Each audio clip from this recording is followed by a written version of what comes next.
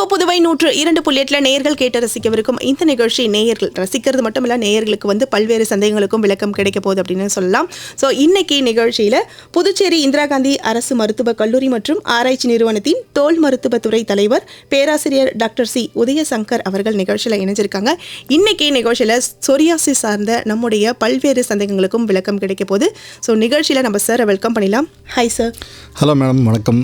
Okay sir, இப்போ வந்து psoriasis சார்ந்த நிறைய விஷயங்களுக்கு வந்து விளக்கம் கிடைக்க போகுது அப்படின்னு சொல்லியாச்சு. ஸோ வந்து இந்நிகழ்ச்சிக்கு நீங்கள் வரீங்க அப்படின்னு சொன்னது நிகழ்ச்சியில் தொடக்கமாகவே வந்து ஒரு நேயர் வந்திருக்காங்க சார், அவங்களோட பேசலாம். வணக்கம். வணக்கம் மேடம். வணக்கம், யார் இங்கிருந்து பேசுறீங்க சார்? மேடம், என் பேர் ரமேஷ். சொல்லுங்க சார், உங்களுடைய டவுட் என்ன, நீங்கள் சார் கிட்ட கேட்கலாம். வணக்கம் ரமேஷ் சார், கேளுங்க சார். சார் வணக்கம். என்னுடைய பொண்ணுக்கு 13 வயசு ஆகுது. சரி. முகத்துல திட்டா சின்ன சின்ன வெள்ளை வெள்ளையா வருது. ஓகே. அதனால முகப்பருவும் வருது.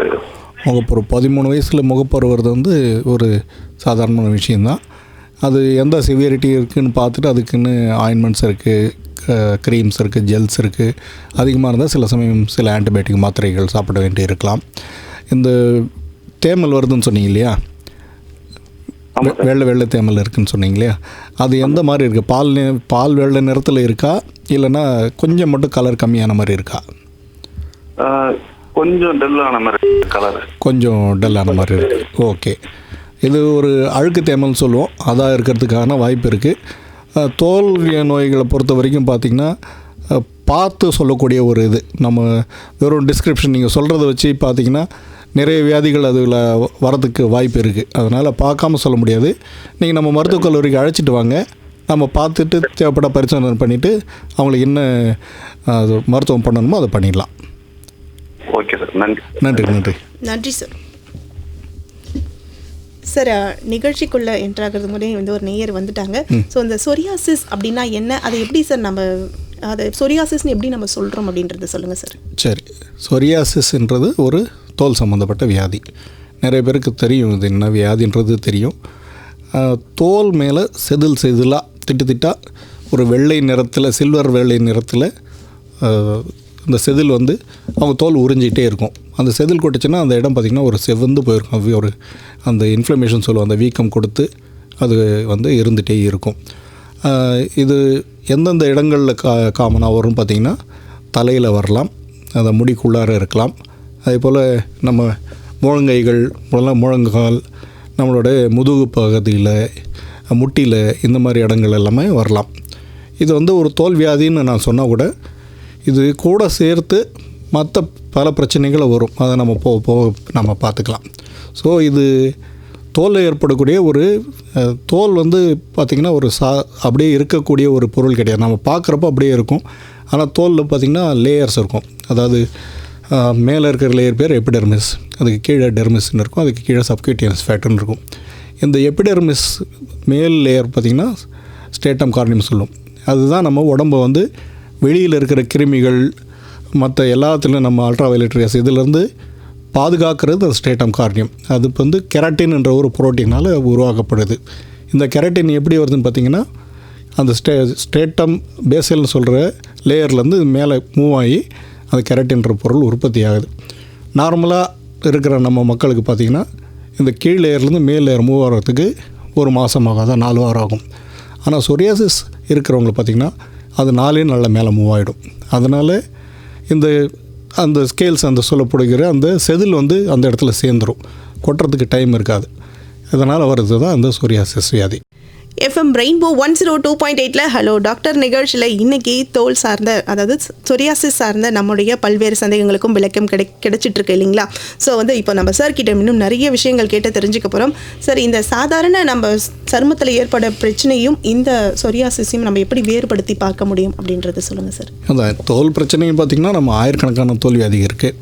சொரியாசிஸ் வந்து கிளாசிக்கலாக நான் சொல்கிற மாதிரி அந்த சில்வரி ஒயிட் ஸ்கேல் ஒன்றும், அதாவது வெள்ளை நிறத்தில் அந்த செதில் இருக்கும். மற்ற வியாதிகள் அது இருக்காது. அதுபோல் சரௌண்டிங்கில் பார்த்திங்கன்னா சிவப்பு கலரில் இருக்கும். ஸோ அது ரெட் பிளாக்குன்னு சொல்லுவோம். நம்ம ஏதாவது ஒரு இதை வச்சு சுரண்டணுன்னா அந்த செதில் அப்படியே கட்டிட்டு வரும். அந்த நம்ம மெழுகுவத்தி இருக்குது பார்த்தீங்களா, மெழுகு நம்ம வச்சு சுரணன்னா எப்படி வரும் அதே போல் வரும். இது வந்து ரொம்ப ரொம்ப டிப்பிக்கல் ஆஃப் சொரியாசிஸ். ரொம்ப சுரணன்னா குட்டி குட்டியாக அந்த ரத்தம் டாட்ஸ் பார்க்கலாம்.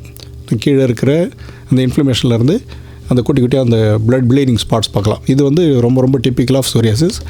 அதே போல் நான் சொன்ன மாதிரி எந்தெந்த இடங்கள் இன்வால்வ் ஆகுது, தலையில் இன்வால்வ் ஆகுது, முழங்கைகள், முழங்கால், லோயர் பேக்கு, முட்டி, இது எல்லாமே ரொம்ப டிப்பிக்கலாக இருக்கும். சில சமயம் பார்த்திங்கன்னா நகத்தில் கூட சில சமயம் வந்து சொரியாசிஸ் இன்வால்வ் ஆகலாம். நகத்தில் வந்து சின்னதாக ஒரு டாட்ஸ் இருக்கிற மாதிரி இருக்கலாம். அவங்களுக்கு கீழே நகத்துக்கு கீழே இந்த ஒரு அழுக்கு சேர்ந்த மாதிரி இருக்கலாம். இது எல்லாமே வந்து சொரியாசிஸோட அறிகுறிகள். ஓகே சார், இப்போ ஒரு நேயர் வந்திருக்காங்க, அவங்களோட பேசலாம் சார். வணக்கம். வணக்கம் மேடம். வணக்கம் சார், யார் எங்கேருந்து பேசுகிறீங்க? ராஜகோபால், வில்லியனூர்லேருந்து பேசுகிறேன் மேடம். ஓகே சார், உங்களோட சந்தேகம் என்ன, நீங்கள் சார் கிட்ட கேட்கலாம். வணக்கம் ராஜகோபால் சார், கேளுங்க சார். வணக்கம். வணக்கம் டாக்டர். வணக்கம். மேலே பட்டாணி அளவுக்கு ஒரு 2 இடத்துல 3 இடத்துல கொப்பளமாக இருக்கு டாக்டர். என்ன கொழுப்பு கட்டியாக இருக்குமா? கொப்பளம்னா தண்ணி சேர்ந்துருக்குதா சார் அதில்? இல்லை, அழுத்தினா பலூன் மாதிரி இல்லை, ஒரு தண்ணிலாம் ஒன்று சார். தண்ணிலாம் இல்லை. மாதிரி தான் இருக்கு. ஓகே, அது வந்து அழுத்தினா சாஃப்டாக தான் இருக்கு இல்லையா? ரொம்ப கல் மாதிரிலாம் இல்லை. இல்லை சாஃப்டாக தான் இருக்கு. சாஃப்டாக இருக்குதுன்னா நீங்கள் கரெக்டாக தான், நீங்களே ஒரு மருத்துவர் போல் நீங்களே கரெக்டாக டயக்னோஸ் பண்ணியிருக்கீங்க. அது கொழுப்பு கட்டியாக இருக்கிறதுக்கு நிறைய வாய்ப்பு இருக்குது. சிறிய கட்டியாக இருக்குது, உங்களை தொந்தரவு பண்ணலைன்னா அதுக்கு வைத்தியம் எதுவும் பார்க்க தேவையில்லை. உங்களுக்கு ஒன்றும் டிஸ்டர்பன்ஸ் இல்லைன்னா. பட் அதே பெருசாக இருக்குது, ஏதாவது நரம்பில் சேர்ந்து அது வலிக்குது அப்படின்னா அது சரியாக அறுவை சிகிச்சை தான். அதை செஞ்சு எடுத்துட்டோன்னா உங்களுக்கு அந்த கட்டி மறைஞ்சிடும். லைப்போமான்னு சொல்லுவோம் தமிழில், கொழுப்பு கட்டி. இது ஒரு சிறிய ப்ரொசீஜர் தான், ஒரு 10 நிமிஷத்தில் அதை எடுத்துடலாம். தலையில வந்து இந்த கருப்பான்னு சொல்லுவாங்க, அந்த மாதிரி கருப்பா அப்படி ஒரு மாதிரி அரிப்பா அரிக்குது. ஒரு கட்டவர அளவுக்கு அந்த இது இருக்குது டாக்டர். ஒவ்வொரு அரிப்பு இருக்குது, செதிலாக வருது டாக்டர். செதிலாக வருதுங்களா? ஆமாம் டாக்டர். அதுதான், அது வந்து நான் ஏற்கனவே சொன்ன மாதிரி சொரியாஸோட அறிகுறியாக இருக்கலாம். தலையில் ஏற்படுறது செதிலாக வருது, சொரியாஸோட அறிகுறியாக இருக்கலாம். இப்போ உங்களுக்கு என்ன வயதாகுது சார்? உங்களுக்கு 65 சார். 65. நம்ம வழக்கமாக இந்த தலையில் பொடுகுன்னு சொல்லுவோம் இல்லையா, டேண்ட்ரஃப்னு ஆங்கிலத்தில் சொல்லுவோம். அது வந்து அந்த டீனேஜில் வரலாம். நீங்கள் சொல்கிறது இப்போ 65 வயசில் அந்த பொடுகு வர்றதுக்கான வாய்ப்புகள் குறைவு. இது வந்து சொரியாசிஸ் வியாதியோட ஒரு மேனிஃபெஸ்டேஷனாக இருக்கலாம். உங்கள் இந்த செதிலாக வர்றது வந்து தலை அந்த முடி உள்ளார மட்டும் தான் இருக்கா, அதை தவிர்த்து கொஞ்சம் வெளியவும் தெரியுதுங்களா? முடி உள்ளதான் டாக்டர் இருக்கு. ஓகே. நீங்கள் ஒரு முறை நம்ம இந்திரா காந்தி மருத்துவக் கல்லூரிக்கு வாங்க, நாம் அதை பார்த்துட்டு அது சொரியாசிஸா என்னன்னு பார்த்துட்டு அதுக்கு என்ன மருத்துவமோ அதை பார்த்துக்கலாம். சரிங்க டாக்டர். சரிங்களா? நன்றி. நன்றி சார். சார், இப்போ இந்த சொரியாசிஸ் பிரச்சனை இதில் நம்ம உடலில் ஏற்படக்கூடிய மற்ற ஏதாவது மாற்றங்கள் இருக்கும் இல்லைங்களா சார்? அதை பற்றி சொல்லுங்கள் சார். அதான், நம்ம சொரியாசிஸ் வந்து ஒரு காலத்தில் வெறும் தோல் வியாதின்னு தான் நம்ம நினச்சிட்டு இருந்தோம். இப்போது பார்த்தோன்னா அது ஒரு சிஸ்டமிக் டிசீஸ். தோல் தவிர்த்து மற்ற சில சொரியாசிஸ் இருக்கவங்களுக்கு பார்த்திங்கன்னா அந்த சுகர் லெவல்ஸ் அதிகமாக இருக்கலாம். அவங்க வந்து ஒரு இந்த நீரிழிவு நோய்னு சொல்லுங்க, சுகர், அந்த டயபெட்டிக் அதாக இருக்கலாம். அவங்களுக்கு வந்து இந்த ரத்த அழுத்தம் அதிகமாக இருக்கலாம், பிபி. அதுபோல் அவங்க வெயிட்டும் அதிகமாக இருக்கலாம். இது எல்லாமே சேர்ந்து நம்ம மெட்டபாலிக் சிண்ட்ரோம் சொல்லுவோம். ஸோ நிறைய சொரியாசிஸ் பேஷண்ட்ஸ் வந்து இதே போல் இந்த காம்பினேஷனோடு இருக்கிறவங்க இருக்கிறாங்க. ஸோ சொரியாசிஸ்க்கு வந்தால் நம்ம வெறும் தோலை மட்டும் பார்த்துட்டு தோலுக்கு மட்டும் வைத்தியம் பண்ணால் பத்தாது, மற்றதையும் நம்ம டெஸ்ட் பண்ணணும். ஏன்னா அந்த டைமில் அவங்களுக்கு வந்து சுகர் இருக்குது அவங்களுக்கு தெரிஞ்சிருக்காது. நம்ம டெஸ்ட் பண்ணுறப்ப திடீர்னு 400 500 இருக்கும். அதை பார்த்துட்டு அதை அதையும் சேர்த்து தான் நம்ம வைத்தியம் பண்ணணும். இன்னொரு முக்கியமான இதுன்னு பார்த்திங்கன்னா நம்ம சைக்காலஜிக்கலாக அவங்க பாதிக்கப்படுவாங்க. ஏன்னு பார்த்திங்கன்னா சொரியாசிஸ் ஒருத்தவங்களுக்கு இருந்ததுன்னா அவங்க கூட மற்றவங்க பழகிறது வந்து மாறுபட்டுரும். அவங்கள வந்து கொஞ்சம் ஒதுக்கி வைக்க மாதிரி இருப்பாங்க. இதுக்கு முக்கியமான காரணம் புரிதல் இன்மை தான். நிறைய பேர் இது தொத்து வியாதின்னு நினைக்கக்கூடும். அவங்க ஒதுக்கப்பட்ட உடனேயே அவங்க கொஞ்சம் டிப்ரெஷனுக்கு போவாங்க. அது மட்டும் இல்லாமல் எனக்கு ஏன் அது வந்து இந்த கேள்வி வரும். ஸோ சைக்காலஜிக்கலாக நிறையா பாதிப்பு இருக்கிறதுக்கு வாய்ப்பு இருக்குது. ஸோ இது இந்த சொரியாசிஸ் வியாதி வரப்போ நம்ம இது எல்லாத்தையுமே அசஸ் பண்ணிவிட்டு அதுக்கு தகுந்த மாதிரி தான் நம்ம வைத்தியம் பண்ணணும்.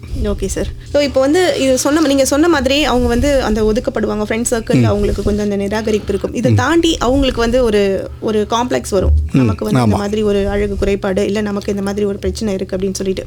ஸோ இதை இவங்க எப்படி கையாளலாம் அப்படின்றது இப்போ அவங்களுக்கு இப்போ சுற்றி இருக்கவங்களுக்கு வந்து அந்த புரிதல் இருக்கணும் அப்படின்னு சொன்னோம் சார். இவங்க அதாவது அந்த பாதிப்பு ஏற்பட்டுச்சு அப்படின்னு சொன்னால் அவங்க எப்படி அதை வந்து கையாளலாம்?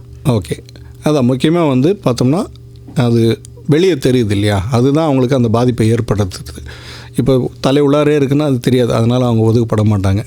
ஸோ முக்கியமாக இதுக்கு வந்து நம்ம இதை வந்து வைத்தியம் பண்ணிக்கணும். வைத்தியம் பண்ணால் நிச்சயமாக வந்து இதை கண்ட்ரோல் பண்ணலாம். க்யூர்னு சொல்ல மாட்டோம். க்யூர்னால் நம்ம ஒரு முறை வைத்தியம் பண்ணோன்னா சரியாயிடுச்சுன்னா திரும்ப வராது.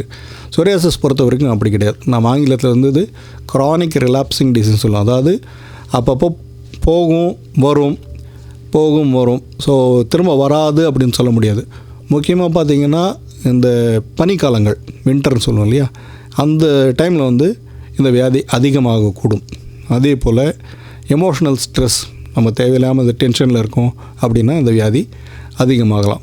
ஸோ இது எல்லாமே நம்ம வந்து ஹேண்டில் பண்ணணும். அதே போல் இந்த புகைப்பிடித்தல், மது அருந்துதல், இது வந்து இந்த வியாதியை அதிகமாக்கக்கூடும்.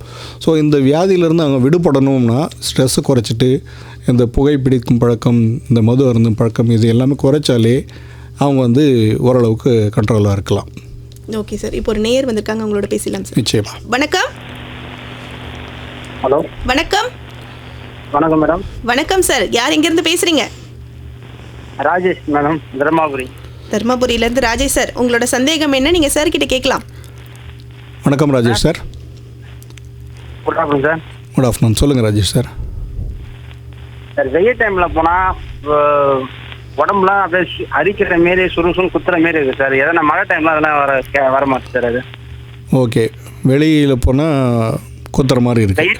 வெயில் டைமில் தான் இது. வெயில் டைமில் குத்துது இல்லையா? உடம்பு ஃபுல்லாக குத்துதா இல்லை வெயில் படுற இடங்கள் மட்டும் குத்துதா? வெயில் படுற இடத்துல ஒண்டிதான் சார். வெயில் படுற இடங்களில் மட்டும். ஸோ சில பேருக்கு பார்த்திங்கன்னா அந்த வெயில் அலர்ஜி ஏற்படலாம். அப்படி ஏற்படுறப்போ அந்த வெயில் படுற இடங்களில் வந்து அவங்களுக்கு வந்து இந்த மாதிரி குத்துதல் ஏற்படலாம். இது முக்கியமாக பார்த்திங்கன்னா இந்த வெயிலில் இருக்கிற இந்த புற ஊதா கதிர்னு சொல்லுவோம், அந்த அல்ட்ரா வயலட் லைட், அது வந்து இந்த பிரச்சனையை உருவாக்கலாம். ஸோ வெயிலில் போகிறப்போ முக்கியமாக அந்த வெயில் டைமில் அந்த 10லேருந்து காலையில் 10லேருந்து மதியம் 2 வரைக்கும் வெளியே போகிறத அவாய்ட் பண்ணுறது நல்லது. அப்படி இல்லை போய் தான் ஆகணுன்றப்போ அதுக்கு தகுந்த ப்ரொடெக்ஷன் சன்ஸ்க்ரீன்ஸ் இருக்குது, நிறைய விதமான சன்ஸ்க்ரீன்ஸ் இருக்குது. அந்த சன்ஸ்க்ரீனை தடவிட்டு ஒரு அரை மணி நேரம் பிறகு வெளியே போகணும். எக்ஸ்ட்ராவாக நம்ம வந்து தலைக்கு வந்து இந்த ஹேட் போட்டுக்கிறது. இப்போ சில பேர் பார்த்திங்கன்னா 2 வீலர் ஓட்டுறப்போ ஒரு கை ஃபுல்லாக கவர் பண்ண மாதிரி க்ளவுஸ் போட்டுக்குவாங்க, அதுமாரி பண்ணிக்கலாம். சில சமயம் இந்த குத்துற சிம்டம் வந்து வெறும் வேர்க்குறால் கூட ஏற்படலாம். இந்த வேர்வை அதிகமாக வர்றப்போ அந்த வேர்வை சுரப்பை அடைப்பு ஏற்பட்டு அதனால் வந்து அவங்களுக்கு வந்து அந்த அரிப்பு ஏற்படலாம், குத்துதல் ஏற்படலாம். ஸோ அது வெறும் நம்ம கேலமின் லோஷன் அதுமாரி பண்ணாலே போதும். அப்புறம் நிறைய தண்ணீர் குடிக்கணும். விட்டமின் சி, லெமன் ஜூஸ் அதுமாரி சாப்பிட்டா கூட நமக்கு சரியாக வரும். சரிங்களா? அதே மாதிரி சார், எங்கள் அம்மாவுக்கு எனக்காச்சும் அந்த சுறுசுறு குத்துற மாதிரி தான் சார். எங்கள் அம்மாவுக்கு அந்த வெயில் பட்ட அலர்ஜிலாம் கொப்பளம் வருது சார். கொப்பளம்னா அதான் நம்ம தமிழில் வந்து அந்த வார்த்தையை ரொம்ப லூஸாக யூஸ் பண்ணுவோம். தண்ணீர் சேர்ந்து தான் நம்ம கொப்பளம்னு சொல்லுவோம். தண்ணியாக சேர்ந்த மாதிரி இருக்குமா இல்லை பேட்ச் மாதிரி வருமா? நம்ம கட்டி மாரி வரும் சார். நம்ம அந்த வெயில் படுற இடத்துல கட்டி மாதிரி இருக்கா? சீழ் வைக்குது? அது சீழெலாம் வைக்கல சார், இதாக. ஓகே, தடிப்பாக ஆகிற மாதிரி இருக்குது இல்லையா? ஆமாம், தடிப்பாக இருக்குது சார். ஓகே, அதுதான். இது பேர் பாலிமார்பிக் லைட் எரப்ஷன் சொல்லுவோம். ஸோ அதுக்கு வந்து அந்த அலர்ஜி குறைக்கிறதுக்கு அப்போ நம்ம டாபிக்கல் ஸ்டீராய்டு க்ரீம்ஸ் கொடுப்போம். அது தடவுனாங்கன்னா அது சரியாயிடும். ஆனால் திரும்ப வராமல் பார்த்துக்கணும் அப்படின்னா நாம் வந்து அதுக்கு வந்து அந்த சன்ஸ்க்ரீன் யூஸ் பண்ணி தான் ஆகணும். வெயிலில் போனால் வந்து தான் சார் அந்த பிரச்சனை வருது. ஆமாம், அதான் உங்கள் அம்மாவுக்கும் இருக்குது, உங்களுக்கும் இருக்குது அந்த வெயில் அலர்ஜி. ஆமாம், அதனால் நீங்கள் அதை கொஞ்சம் பார்த்துக்கணும். சரிங்களா? சரி, ஓகே. நன்றி sir. Welcome back to the show. Hello doctor. இன்னைக்கு நிகழ்ச்சியில் சொரியாசிஸ் சார்ந்த நம்முடைய பல்வேறு சந்தேகங்களுக்கும் வந்து சார் விளக்கம் கொடுத்துட்ருக்காங்க. நேயர்களாக நீங்களும் உங்களுடைய சந்தேகங்களுக்கும் விளக்கம் பெறலாம். அதுக்கு என்ன பண்ணணும்? இப்போ ரெயின்போக்கு கால் பண்ணுங்கள். 227176 மற்றும் 227177 இந்த எண்களில். சார், இந்த சொரியாசிஸ் அப்படின்ற இந்த பிரச்சனை வந்து எப்படி வருது? ஸோ யாருக்கெல்லாம் இது வருது அப்படின்றது சொல்லுங்கள் சார். ஓகே, இது முக்கியமாக பார்த்தீங்கன்னா இது வந்து ஒரு ஜெனட்டிக் டிசீஸ், அதாவது பரம்பரையாக ஏற்படக்கூடிய ஒரு வியாதி தான். ஆனால் நிச்சயமாக வந்து நம்ம முன்னோருக்கு இருந்ததுன்னா நமக்கு வரணுன்ற அவசியம் கிடையாது. ஆனால் அந்த ஜீன்ஸ் வந்து குடும்ப ரீதியாக வரக்கூடியது தான். அதே போல் இது பார்த்திங்கன்னா நம்ம உடம்பில் இருக்கிற எதிர்ப்பு சக்தியை நமக்கு எதிர்ப்பாக வேலை செய்யுது, ஆட்டோ இம்யூன் டிசீஸ் சொல்லுவோம். அதே போல் ஒரு வியாதி தான். அது தவிர்த்து பார்த்திங்கன்னா சில பேருக்கு எஸ்பெஷலி குழந்தைகள், சின்ன பசங்க இருக்கிறவங்க, இல்லை ஈவன் யங் அடல்ட்ஸ், இந்த சளி பிடிக்கும் இல்லையா, சோர் த்ரோட்டுன்னு சொல்லுவோம். இந்த அவங்க இருமல் சளி இருக்கிறப்போ ஸ்ட்ரெப்டோகாக்கஸ்னு ஒரு பாக்டீரியா இருக்குது. அந்த ஸ்ட்ரெப்டோகாக்கல் சோர் த்ரோட் வந்தால் கூட அவங்களுக்கு வந்து இதை போல் கட்டேட் சோரியாசிஸ்ன்னு சொல்லுவோம். சோரியாசிஸில் பல விதங்கள் இருக்குது. நம்ம அதை பற்றி பின்னர் பார்க்கலாம். சின்னதாக அதாவது நம்ம முத்தாக ஒரு மழை துளி பட்டால் எப்படி இருக்கும், அதே போல் சின்னதாக அந்த செதில் உடம்பு ஃபுல்லாக வரும். அந்த கட்டேட் சோரியாசிஸ் இது வந்து அந்த ஸ்ட்ரெப்டோகாக்கல் இன்ஃபெக்ஷன் பிறகு வரக்கூடிய இது. அதே போல் பார்த்திங்கன்னா சில மருந்துகள் கூட அதுமாரி கொடுக்கலாம். ஸோ பீட்டா பிளாக்கர் சொல்லுவோம். இந்த பீட்டா பிளாக்கர்ஸ் காமனாக நம்ம எதுக்காக பயன்படுத்துவோம்னா, நம்ம ரத்த அழுத்தத்துக்கான மருத்துவம் பார்க்குறப்போ இந்த அட்டினலால், மெட்டப்ரோலால், இதே போல் சில மருந்துகள் வரும். இந்த லாலில் முடிகிறதுலாம் பீட்டா பிளாக்கர்ஸ் சொல்லுவோம். இந்த பீட்டா பிளாக்கர்ஸ் கூட இந்த சொரியாசிஸ் வியாதியை வந்து வர வைக்கலாம், அதிகப்படுத்தலாம். அதே போல் ஆன்டி மலேரியல்ஸ், குளோரோக்வின்னு சொல்லுவாங்க, அது பண்ணலாம். சில பேர் சில சைக்காட்ரிக்கு சில மருந்துகள் சாப்பிடுவாங்க, லித்தியம் சொல்லிட்டு, அந்த மருந்து கூட இந்த சொரியாசிஸ் காசு பண்ணலாம். அதேமாதிரி இது மட்டும் அதான், இது ஒரு காரணத்தால் வர்றதில்லை, பல காரணிகள் ஒன்று கூடி அங்கே இருக்கிற அந்த சுற்றுப்புற சூழலும் சேர்ந்து ஏற்படக்கூடியது தான் இந்த சொரியாசிஸ் என்ற வியாதி. Okay sir. இப்போது இந்த நீங்கள் சொன்னீங்க பல்வேறு, அதாவது ஒரு குறிப்பிட்ட காரணத்தை மட்டும், ஒரு காரணி மட்டும் கிடையாது, அதனால் எல்லாம் சேர்ந்து வந்தால் தான் அந்த வியாதி வரும். Okay sir. இப்போ ஒரு நேயர் வந்திருக்காங்க. நிச்சயமா. வணக்கம். வணக்கம் மேடம். வணக்கம். யார் எங்கேருந்து பேசுகிறீங்க சார்? ரெட்டியார்பாளையத்துலேருந்து கோகுலன் பேசுகிறேன். சொல்லுங்கள் சார், உங்களுடைய சந்தேகம் என்ன? நீங்கள் சார் கிட்ட கேளுங்க சார். வணக்கம் கோகுலன் சார். வணக்கம் சார். வணக்கம் சார், பையன் வந்து 7th படிக்கிறாப்புல. ஓகே. அந்த மூக்குக்கு மேலே கருப்பாக ஆகிட்டே இருக்கு. அதுக்கு என்ன சார்? ஏதாவது மூக்குக்கு மேலேன்னா எந்த இடத்துல சார்? அந்த தண்டில் சார், மூக்கு தண்டில் மேல் பக்கமா. ஓகே. அவர் கண்ணாடி எதாவது அணிவாருங்களா? கண்ணாடியெல்லாம் போட மாட்டோம். கண்ணாடியெல்லாம் போட மாட்டோம். அந்த ஒரே ஒரு இடத்துல மட்டும் கருப்பு இருக்குங்களா? ஆமாம் சார், அந்த ஒரு இடத்துல மட்டும் கருப்பாக அப்படியே ஒரு கொஞ்சம் ரஃப் ஆகிட்டே இருக்குது கொஞ்சம் கொஞ்சமாக. ஓகே. இது சில சமயம் இந்த செபோரிக் மெலனோசிஸ்ன்னு சொல்லுவோம். அந்த எண்ணெய் சுரப்பி அதிகமாக இருக்கிற இடத்துல இந்த கருப்பு ஏற்படக்கூடும். அது 7வது படிக்கிறோன்னு சொன்னீங்க இல்லையா? ஆமாம் சார். 7வதுனா 13 வயசு இருக்கும், 13-14 வயசு. அந்த பருவம் அடையிற டைமில் இந்த எண்ணெய் சுரப்பி எல்லாமே அதிகமாக உற்பத்தி பண்ணும். அந்த வயசில் தான் அந்த முகப்பொருள் எல்லாமே வரக்கூடும். அதனால் ஏற்படுற சின்ன சேஞ்சாக இருக்கலாம். ஒரு முறை நீங்கள் நம்ம மருத்துவக் கல்லூரி, நம்ம தோல் டிபார்ட்மெண்ட்டுக்கு அழைச்சிட்டு வாங்க, நாம் அதை பார்த்துட்டு நாம் வைத்தியம் பண்ணிடலாம். சரிங்களா? Okay sir. நன்றி சார். நன்றி நன்றி நன்றி சார். நன்றி மேடம். சார், இந்த நீங்கள் சொல்லியிருந்தீங்க ஜெனட்டிக்கல் இஷ்யூஸ்னாலையும் வந்து வரலாம், அது சான்சஸ் இருக்குது அப்படின்னு சொல்லியிருந்தீங்க சார். நம்மளுடைய லைஃப் ஸ்டைல் சேஞ்சஸ்னால இந்த சொரியாசிஸ் பாதிப்பு வர்றதுக்கான வாய்ப்புகள் இருக்குங்களா சார்? லைஃப் ஸ்டைல் சேஞ்சஸால் இப்போது நான் ஏற்கனவே சொன்னேன் இல்லையா, சொரியாசிஸ் வந்து ஒரு மெட்டபாலிக் டிஸார்டராக இருக்கலாம். ஸோ அந்த சொரியாசிஸ் கூட சேர்ந்து வர இந்த சுகர், பிபி இதெல்லாம் குறைக்கணும், வராமல் பார்த்துக்கணும். ஏன்னா நமக்கு ஹை ரிஸ்க்கு. அப்போது சொரியாசிஸ் மட்டும் வச்சுருக்கணும் அப்படின்னா நாம் வந்து நம்ம லைஃப் ஸ்டைல் சேஞ்ச் பண்ணிடணும். நம்ம செடன்ட்ரியாக ரொம்ப மூவ் பண்ணாமல் இருக்கிறோம், நடக்காமல் இருக்கிறோம் அப்படின்னா நாம் நிறைய நடக்க ஆரம்பிக்கணும். நம்ம வெயிட்டை நாம் பார்த்துக்கணும். அப்போ அந்த மாதிரி பண்ணுறப்போ நமக்கு இது எல்லாமே உயிருக்கு ஆபத்தான காம்ப்ளிகேஷன்ஸ். நம்ம சைலண்ட் கில்லர் சொல்லுவோம். அதாவது அது இருக்கிறது நமக்கு தெரியாது. சொரியாசிஸ் தான் வெளியே தெரியும், உடனே நம்ம வைத்தியத்துக்கு வரும். ஆனால் சுகர் அதிகமாக இருக்கிறதோ, பிபி அதிகமாக இருக்கிறதோ நமக்கு வெளியே தெரியாது. ஸோ அதையும் நம்ம பார்த்துட்டு அதுக்கு தகுந்த மாதிரி உப்பு கம்மியாக சாப்பிட்டுட்டு, எண்ணெய் கம்மியாக சாப்பிட்டுட்டு, சுகர் குறைச்சி சாப்பிட்டுட்டு, ரிஃபைன் ஃபுட்ஸ் எல்லாமே அவாய்ட் பண்ணிவிட்டு, நல்ல ஹெல்த்தி லைஃப் ஸ்டைல், அதாவது தினமும் வாக்கிங் போகிறது, அட்லீஸ்ட் ஒரு 30-40 நிமிஷம் டெய்லி நமக்குன்னு வச்சுட்டு அது நடைப்பயிற்சி பண்ணணும். இது மாதிரி பண்ணோம்னா நமக்கு வந்து இந்த சொரியாசிஸோட காம்ப்ளிகேஷன் குறைக்கலாம். அது தவிர்த்து நம்ம இது மாதிரி ஃபிசிக்கலாகவே நம்ம ஃபிட்டாகவே இருந்தோம்னா ஆட்டோமேட்டிக்கலாகவே நமக்கு ஸ்ட்ரெஸ் குறையும். நம்ம அந்த மன அழுத்தம் குறைஞ்சனாலே தானாகவே சொரியாசிஸும் குறையும். மனசுக்கும் சொரியாசிஸுக்கும் ரொம்ப சம்மந்தம் இருக்குது. ஸோ நம்ம முக்கியமாக ஸ்ட்ரெஸ் மேனேஜ்மெண்ட் பண்ணும். நிச்சயமாக இப்போ வந்து ஃபிசிக்கல் ஆக்டிவிட்டி அப்படின்றது நம்ம உடம்பு கம்ப்ளீட்டாக நம்ம ஆரோக்கியமாக வச்சுருக்கோம்னா கண்டிப்பாக வந்து இந்த ஃபிசிக்கல் ஆக்டிவிட்டி அப்படின்றது ரொம்ப அவசியம். நிச்சயமாக தேவை. ஆமாம். இப்போ ஒரு நேயர் வந்திருக்காங்க சார் நிகழ்ச்சியில். வணக்கம். ஹலோ, வணக்கம். வணக்கம் சார், யார் எங்கேருந்து பேசுகிறீங்க சார்? ஓகே, உங்களோட சந்தேகம் என்ன? நீங்கள் சார் கிட்ட கேட்கலாம். சார் வணக்கம் சார். வணக்கம் சார், கொஞ்சம் சத்தமாக பேசுங்க சார். சரி. எனக்கு தலையில் வந்து இந்த கருப்பாக மச்சம் மாதிரி இருக்கு. ஓகே, உங்கள் வயசு என்ன சார்? 74 சார். 74. இந்த கருப்பாக மச்சான்றது எத்தனை வருஷமாக இருக்கும் உங்களுக்கு? அது கிட்டத்தட்ட ஒரு 6 months இருக்கு சார். 6 months 6 மாதத்துக்கு முன்னாடி அங்கே ஒன்றுமே இருந்ததில்லை இல்லையா? சார் இந்த 6 மாதத்துக்கு முன்னாடி உங்கள் தலையில் அந்த மச்சன்றது இல்லவே இல்லை. இருந்துட்டு தான் சார் இருக்கு. இல்லை நீங்கள் தானே சொன்னீங்க இப்போ 6 மாதமாக தான் இருக்குன்னு சொன்னீங்க இல்லையா? ஆமாம். 6 மாதத்துக்கு முன்னாடி அந்த இடம் நார்மலாக இருந்ததா? ஒன்றும் பிரச்சனை இல்லாமல் இருந்ததா? நார்மலாக இருந்தது. இது தொட்டு பார்த்தா கொஞ்சம் தடித்த மாதிரி இருக்கா உங்களுக்கு? தடிச்ச மாதிரிலாம் இல்லை சார். ஓகே, ஃப்ளாட்டாக இருக்குது இல்லையா? ஆமாம் ஆமாம்.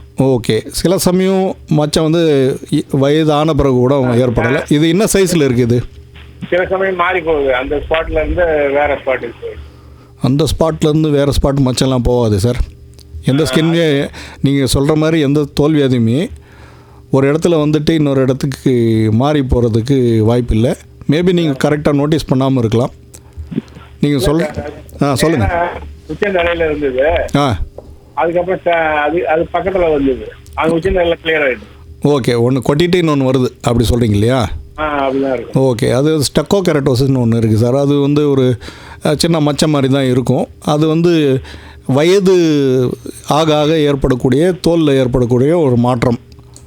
ஸோ அது ஒன்றும் பெரிய வியாதி கிடையாது. இருந்தாலும் அது உங்களை வந்து உங்களுக்கு என்ன அது ஒரு வியாதின்னு நினைக்க தோணுது அப்படின்னா அது வந்து நம்ம இந்த ஆசிட் எல்லாமே இருக்குது நம்ம டிபார்ட்மெண்ட்டில். ட்ரைக்ளோரோ அசிட்டிக் ஆசிட்னு இருக்குது. அதை நம்ம தடவினோன்னா அது கொட்டிடும் சார். ஆமாம். நீங்களே பண்ணக்கூடாது.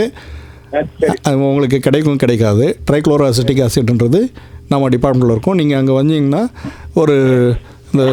ஒரு ஸ்வாப் இருக்குது, அதை வச்சுட்டு அதை தடவிட்டு அதை கொட்ட வச்சிடலாம். சரிங்க. நகத்தில் ஒரு அந்த நகை சுத்து மாதிரி இருந்துகிட்டே இருக்கு. வலது கையில் இருக்கா இடது கையில் இருக்கா? லெஃப்ட்டு. வலி இருக்குங்க உங்களுக்கு? கட்ட வரல சார். வலி இருக்குது. வலி இருக்குது. தண்ணி பூந்துக்குது. நீங்கள் என்ன வேலை செய்கிறீங்க சார்? டைப்பிஸ்டா?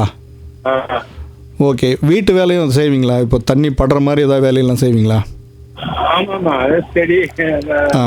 அதுதான். இப்போது அந்த நகத்துக்கும் நகத்து சுற்றி இருக்க ஃபோல்டுக்கும் வந்து இடையில் இந்த கியூட்டிக்கல்னு ஒன்று இருக்கும் சார். அதுதான் ஒரு கம்மு மாதிரி. நம்ம இது மாதிரி இந்த கார்டன் வேலை இது மாதிரி ஏதாவது இல்லை பாத்திரம் தைக்கிறது அது மாதிரி அதை செய்கிறப்ப என்ன ஆகும்னா சின்ன சின்ன டேமேஜ் ஆகும். அப்போ அந்த நகத்துக்கும் இந்த நெயில் ஃபோல்டுக்கும் இடையில் கிருமி போயிட்டு உங்களுக்கு நகை சுத்தி உருவாகும். ஒரு பாக்டீரியாவில் உருவாச்சுன்னா நல்ல கடகடன்னு வீங்கி அந்த இடம் சீடு வச்சு தேறி பயங்கரமாக வலி இருக்கும். நைட்லாம் கூட தூங்க முடியாது, அந்த அளவுக்கு இருக்கும். அதையும் வந்து அது மாதிரி இல்லாமல் திரும்ப இன்ஃபெக்ஷன் வந்துருந்துன்னா ஒரு ஃபங்கஸ் மாதிரி ஈஸ்ட் ஃபங்கஸ் கேண்டிடான்னு சொல்லுவோம். அது மாதிரி இருந்ததுன்னா லைட்டாக வீக்கம் இருக்கும், மைல்டாக தான் பெயின் இருக்கும். அது மாத்திரை கொடுத்து நம்ம சரி பண்ணிடலாம். அக்யூட்டாக வர அந்த நகை சுற்றி பார்த்திங்கன்னா சீழ் வைக்குது அப்படின்னா நம்ம சின்னதாக அதை கட் பண்ணி அந்த சீழ் எடுத்துகிட்டு ஆன்டிபயோட்டிக் மாத்திரை ஆயின்மெண்ட் கொடுத்தா அது சரியாயிடும் சார். ஆனால் முக்கியமான விஷயம், நீங்கள் திரும்ப அது மாதிரி ரொம்ப நேரம் தண்ணியில் கை வச்சு செய்கிற வேலைகள் செய்யக்கூடாது. அப்படி செஞ்சு தான் ஆகணும் அப்படின்ற பட்சத்தில் கைக்கு தனியாக உரைகள்லாம் விற்குது. டாக்டர் பயன்படுத்துகிற அந்த கை உரை கிடையாது, அது வந்து கிழிச்சிக்கும் உங்களுக்கு. நம்ம இந்த சூப்பர் மார்க்கெட்லாம் போனீங்கன்னா இந்த மாதிரி வேலை செய்கிறதுக்குன்றதுக்கு, இந்த கிச்சன் வேலை செய்கிறதுக்கு, தோட்ட வேலை செய்கிறதுக்குன்னு தனியாக கை உரைகள் வைப்பாங்க. அந்த உரைகளை வாங்கி நீங்கள் பயன்படுத்தினா உங்களுக்கு இந்த தொந்தரவு திரும்ப வராமல் பார்த்துக்கலாம். விட்டாமின் ஜிஎம் போட்டுங்க சார். அதுக்கு போட்டால் அப்போ சரியாக இருக்குது. அதுக்கப்புறம் மறுபடியும் வருது. என்ன மருந்து? விட்டாமின் ஜிஎம். விட்டாமின் டிஎம்மா? அதான் நீங்கள் சொல்கிறது வந்து பார்த்திங்கன்னா ஒரு மசாலா ஆயின்மெண்ட்டு. அது வந்து நீங்கள் பயன்படுத்தக்கூடாது. ஏன்னா அதில் பார்த்திங்கன்னா ஒரு ஸ்டீராய்டும் கலந்துருக்கும். ஸ்டீராய்டு மருந்து வந்து தேவையில்லாமல் பயன்படுத்தினீங்கன்னா அதுக்கான பக்க விளைவு ஏற்படும். நீங்கள் பயன்படுத்துகிறப்ப அந்த ஸ்டீராய்டோட எஃபெக்டால் அந்த வீக்கம் குறையும். மற்றபடி நீங்கள் நிறுத்துனீங்கன்னா திரும்ப அந்த வீக்கம் அதிகமாகும், அந்த இன்ஃபெக்ஷன் அதிகமாகும். அதனால் தயவுசெய்து இதை பயன்படுத்தாதீங்க. நீங்கள் ஒரு முறை நமது மருத்துவக் கல்லூரியின் தோல் பிரிவுக்கு வாங்க, நாம் பார்த்துட்டு அதுக்கு சரியான மருத்துவம் எதுவோ அதை பண்ணிடலாம்.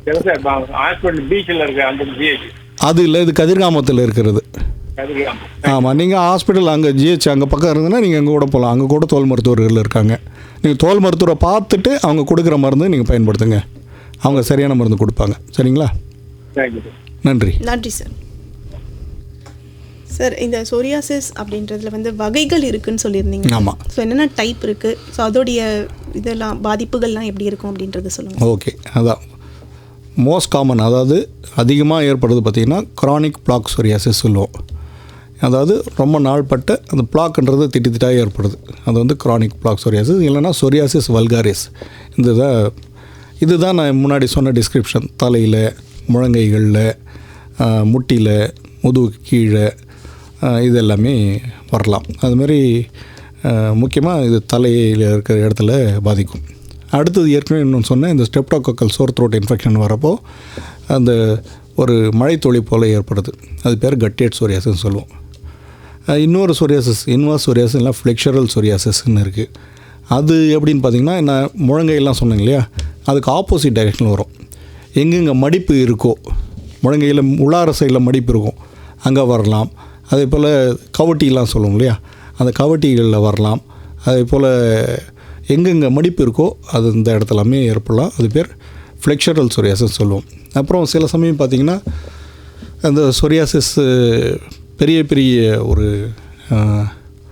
அந்த இது ஷெல்ஸ் இருக்குது பாருங்கள், பீச்சில் போன ஷெல்ஸ் இருக்கும் இல்லையா, அந்த கிளிஞ்சல் போல் ரொம்ப திக்காக ஹார்டாக இருக்கும், ஆஸ்ட்ரேஷியஸ் சொரியாசிஸ் அது இப்போ சொல்லுவோம். அதெல்லாம் ரொம்ப ரேர் வெரைட்டி, பட் அது மாதிரியும் வரலாம். அப்புறம் பார்த்திங்கன்னா சில சமயம் சொரியாசிஸ் ரிலேஷன்ஸ்லேயே சீழ் வைக்கலாம். அது வந்து அதுக்கு லோக்கலைஸ்டாக இருக்கலாம், ஜென்ரலைஸ்டாக இருக்கலாம். அது பேர் பஸ்டுலார் சொரியாசிஸ் அப்படின்னு சொல்லுவோம். சில சமயம் சொரியாசிஸ் வந்து நகத்தை மட்டும் பாதிக்கலாம். அது பேர் நெயில் சொரியாசிஸ் சொல்லுவோம். சொரியாசிஸ் வல்காரிஸ், அதாவது காமன் சொரியாசிஸ் கூட நெயில் பாதிக்கலாம், பட் நெயில் மட்டுமே கூட பாதிக்கிற ஒரு வெரைட்டி இருக்குது. முக்கியமாக இன்னொரு வெரைட்டி இருக்குது. அது என்னென்னு பார்த்திங்கன்னா, இந்த மூட்டுகளை பாதிக்கும். சொரியாட்டிக் ஆர்த்ரைட்டிஸ்ன்னு சொல்லுவோம். அது சொரியாசிஸ் வியாதி கூட சேர்ந்து இருக்கலாம், இல்லாமல் கூட இருக்கலாம். அதிலே பல வெரைட்டி இருக்குது. உள்ளங்கையில் சின்ன சின்ன ஜாயிண்ட்ஸ் அஃபெக்ட் பண்ணுறது, ரொமட்டாய்டு ஆர்த்ரைட்டிஸ் மாதிரி வர ஒரு இது இருக்கலாம். இல்லை முதுகு தண்டை பாதிக்கிற மாதிரி ஒன்று இருக்குது, அதுமாரி இருக்கலாம். சில சமயம் ரொம்ப பாதிப்பு ஏற்பட்டு அந்த முடமாகிற அளவுக்கு கூட இந்த சொரியாட்டிக் ஆர்த்ரைட்டிஸ் இருக்கலாம். அதனால் இது மாதிரி இந்த சொரியாசிஸ் இருந்து மூட்டு வலி இருந்ததுன்னா தயவுசெய்து நீங்கள் வந்து அது லைட்டாக எடுத்துக்காமல் தோல் மருத்துவர் அணுகி அதுக்கு தகுந்த மாத்திரைகள்லாம் உட்கொள்ளணும். மற்றது சொரியாசிஸ் கம்மியாக இருக்குது அப்படின்னா நம்ம ஆயின்மெண்ட்லேயே குறைக்கலாம். பட் இந்த ஜாயிண்ட் இன்வால்மெண்ட் வந்து நம்மளால் அப்படி குறைக்க முடியாது. ஸோ இதெல்லாம் ஃபியூ டைப்ஸ் ஆஃப் சொரியாசிஸ். வாமா வாங்க மாப்ள. என்னப்பா மாடியில ஒரே சத்தமா இருக்கு? அதுவாமா, பிஎம் சூரியகர் திட்டத்துல சோலார் பிளான்ட் ஃபிக்ஸ் பண்ணிட்டு இருக்கமா. எதுக்குப்பா? நம்ம வீட்டு கரண்ட் பில் நிறைய வருதுமா, அதுல இருந்து நமக்கு நாமே தேவையான மின்சாரத்தை தயாரிச்சு மின்சார செலவை குறைச்சிக்கலாம். 78,000 ரூபாய் மானியமும் கிடைக்குதுமா. எப்படிப்பா அப்ளை பண்றது? pmsuryagar.gov.in என்ற வெப்சைட்ல அப்ளை பண்ணிக்கலாம். மேலும் விவரங்களுக்கு 9489080374. கேஃபம் ரெயின்போ 102.8ல ஹலோ டாக்டர் நிகழ்ச்சியில் சொரியாசிஸ் சார்ந்த நம்மளுடைய பல்வேறு சந்தேகங்களுக்கும் டாக்டர் வந்து விளக்கம் கொடுத்துட்டு இருக்காங்க. இப்போ ஒரு நேயர் வந்திருக்காங்க. வணக்கம். வணக்கம் மேடம். வணக்கம், யார் எங்கேருந்து பேசுறீங்க சார்? நான் அசோக்குமார் முத்தல்பேட்டிலிருந்து பேசுறேன் மேடம். ஓகே, உங்களோட சந்தேகம் என்னங்க, நீங்க சார் கிட்ட கேட்கலாம். வணக்கம் சார், கேளுங்க சார். சார். வணக்கம் சார், நான் அசோக்குமார் சார். சொல்லுங்கள் சார். என்னோட தாயாருங்க சார், அவங்களுக்கு சுகர் பிபி இருக்குது. ஓகே. அந்த ஒரு 73-4 இயர்ஸ் இருக்கும், கேஜி இருக்கும். ஓகே. அவங்களுக்கு கால் இல்லை சார், ஒரு மாதிரி நிறைய அது மாதிரி ஊரெல்லாம் இருக்கு, ரொம்ப சொரிஞ்சிடுறாங்க. கால் வந்து ட்ரையாக இருக்குது, வறட்சியாக இருக்குங்களா? இல்லை சார், வறட்சியாக இருக்கு. உள்ளங்கால இல்லை சார், மேலே ஓகே. ஓகே. ஓகே. செதிலாக எதாவது இருக்கா இல்லை ஜஸ்ட் ட்ரையாக இருக்கா? நிறைய ட்ரையாக இருக்கு, ஸ்கின்லாம் மாதிரி ட்ரையாகவே ஆகிடும். ஓகே. அதே போல் உங்களுக்கு இருக்குங்களா? எனக்கு இல்லை சார். ஓகே. அவங்க அது வந்து சொரிஞ்சிக்கிறாங்களா? சொரிஞ்சிடுறாங்க ரொம்ப. ஓகே. சரி சார். சொரிஞ்சிடுறாங்க, ஏதாவது ஆயின்மெண்ட் ஏதாவது. சரி சார். அசோக்குமார் சார், நீங்கள் சொல்கிறது பார்த்தீங்கன்னா உங்கள் தாயாருக்கு வந்து இந்த ஸ்கின்னில் வந்து ரொம்ப ட்ரையாக இருக்குது. அது வந்து ஏஜ் ரிலேட்டடாக இருக்கலாம். வயதாக ஆக நம்ம உடம்புல இருக்கிற அந்த எண்ணெய் சுரப்பி அது சுரக்கிற தன்மை வந்து குறையும். அந்த டைமில் வந்து பார்த்திங்கன்னா முக்கியமாக இந்த பனிக்காலத்தில் இப்போ நம்ம ஹியூமிடிட்டிலாம் காற்றுல இருக்கிற அந்த ஈரத்தன்மை குறையுது இல்லையா, அந்த டைமில் தோல் ரொம்ப ட்ரை ஆகும். ஸோ அது அந்த வறட்சி ஏற்படும் பொழுது அரிப்புத்தன்மை ஆட்டோமேட்டிக்காக வரும். ஸோ இந்த அரிப்பு இல்லாமல் அந்த வறட்சி இல்லாமல் பார்த்துக்கணுன்னா முக்கியமாக நம்ம செய்ய வேண்டியது மாய்ஸ்சரைசர் தடவணும். ஸோ இது மாய்ஸ்சரைசர்ன்றது வந்து நம்ம தோலில் இருக்கிற ஈரப்பதத்தை அதிகமாக்கும், இல்லைன்னா இருக்கிற ஈரப்பதம் வெளியே போகாமல் பார்த்துக்கும். ஸோ என்ன பண்ணணுன்னா, உங்கள் தாயார் காலையில் குளிச்சுட்டு வந்த உடனே அது வெறும் தேங்காய் எண்ணெயாக கூட இருக்கலாம் மாய்ஸ்சரைசர், குளிச்சுட்டு இருக்கிறப்போ பார்த்திங்கன்னா நம்ம தோல் உள்ளார அந்த ஈரப்பசை போகும். அது வெளியே வந்து காயாமல் பார்த்துக்கிறதுக்கு அந்த எண்ணெய் உதவும். இல்லைன்னா நிறையா விதமான மாய்ஸ்சரைசர்ஸ் இருக்குது. அந்த மாய்ஸ்சரைசர் நீங்கள் அவங்க பயன்படுத்தினாங்கன்னா அந்த வறட்சி குறைஞ்சி ஆட்டோமேட்டிக்காக வந்து அவங்களுக்கு அந்த அரிப்பும் குறையும். சரிங்களா? சரிங்க சார். நன்றி அசோக்குமார் சார். நன்றி சார். இப்போ ஒரு நேயர் வந்திருக்காங்க. ஹலோ, வணக்கம். வணக்கம் சார். நான் வேலூர் மாவட்டம் காட்பாடி பகுதியில் இருந்து சந்திரசேகர் பேசுறேன். ஓகே, உங்களோட சந்தேகம் என்ன நீங்க சார் கிட்ட கேட்கலாம் சார். டாக்டர், இந்த சொரியாசிஸ் அப்படிங்கிறது யூஸ்வலா உள்ளங்கையில வரும் பொழுது ரொம்ப இடர்பாடா இருக்கும் சார். பெண்களுக்கு பாத்தீங்கன்னா பாத்திரம் கழுவுறது, துணி துவைக்கிறது எல்லாம் ரொம்ப இதா இருக்கும். உள்ளங்கையில சொரியாசிஸ் இந்த கண்டிஷனை எப்படி சரி பண்ணலாம், அதற்கு இருக்கக்கூடிய நவீன சிகிச்சை முறைகள், இது ஒண்ணு எனக்கு கேள்வி பண்ணுங்க. ரெண்டாவது கேள்வி வந்து இந்த பின்னந்தலையில சொரியாசிஸ், அதாவது தலை அடி பாகத்துல வந்து இது வந்து கம்ப்ளீட்டா கியூர் ஆகிறதுக்கு வாய்ப்பு அப்படிங்கறது இருக்குமா? எனக்கு தெரிந்த ஒருத்தவங்களுக்கு ஸ்டார்டிங்ல இருந்தது, இப்போ சுத்தமா அது இல்ல. அவங்களுக்கு வந்து ஒரு சில ஆயின்மெண்ட்ஸ் எல்லாம் போட்டாங்க. பட் நான் கேள்விப்பட்ட வரைக்கும் சொரியாசிஸ் அப்படிங்கிறது கம்ப்ளீட்டா போகாது அப்படின்ட்டுன்னு. பட் இவங்களுக்கு வந்து சரியா இருக்கு. இது வந்து சில பேருக்கு நடக்கிறது ஒன்னா, அல்லது எப்படி இந்த கண்டிஷன் அப்படிங்கிறது முற்றிலுமா போயிடுச்சு, இதை பத்தி கொஞ்சம் சொல்லுங்களேன். நிச்சயமாக. இப்போ நீங்கள் 2 கண்டிஷன் சொல்லிங்க இல்லையா? ரெண்டுமே ஒருத்தவங்களுக்கே இருக்கா? அந்த தலையில இருக்கிறது ஒண்ணு வந்து ஜெனரல் क्वेश्चन கேட்டேன். உள்ளங்கையில சொரியாசிஸ் ஜெனரல் क्वेश्चन. ரெண்டாவது கேள்வி தான் ஸ்பெசிபிக் டு a person, அது கேட்டேன். Okay okay okay okay. இல்லை இது ரெண்டுமே 2 பேஷண்ட்டுக்காக கேட்குறேன். ஒரே பேஷண்ட். Okay okay. மிக அருமையான கேள்வி. இப்போ பார்த்தீங்கன்னா நான் வேரியஸ் டைப்ஸ் ஆஃப் சொரியாசிஸ் சொல்லியிருந்தேன். சில வகைகள் சொல்லி முடிச்சிருப்பேன். அதில் நான் சொல்லாத ஒரு வகையை இப்போ அவங்க சொல்லியிருக்காங்க. அதாவது உள்ளங்கையில் ஏற்படுற சொரியாசிஸ். இது வந்து பார்த்திங்கன்னா உள்ளங்கையில் மட்டும் இருக்கலாம், இல்லை உள்ளங்கால் அந்த பாதத்தில் கூட இருக்கலாம். Okay. So palmoplantar psoriasis, அதாவது உள்ளங்கை மற்றும் உள்ளங்கால்களை பாதிக்கக்கூடிய சொரியாசிஸ். இது வந்து it can be a part of psoriasis vulgaris. அதாவது மற்ற இடத்துல இருக்கிற சொரியாசிஸ் கூட சேர்ந்து இது இருக்கலாம், இல்லை வெறுமனே உள்ளங்கை உள்ளங்காலில் இருக்கலாம். இது சில சமயம் நம்ம அலர்ஜி கூட கன்ஃபியூஸ் பண்ணுவோம். சில சமயம் சில பேர் கெமிக்கல் ஒர்க் பண்ணுவாங்க. அந்த கெமிக்கல் பட்டால் கூட அந்த மாதிரி அந்த உள்ளங்கை உள்ளங்காலில் வந்து இந்த மாதிரி வரலாம்.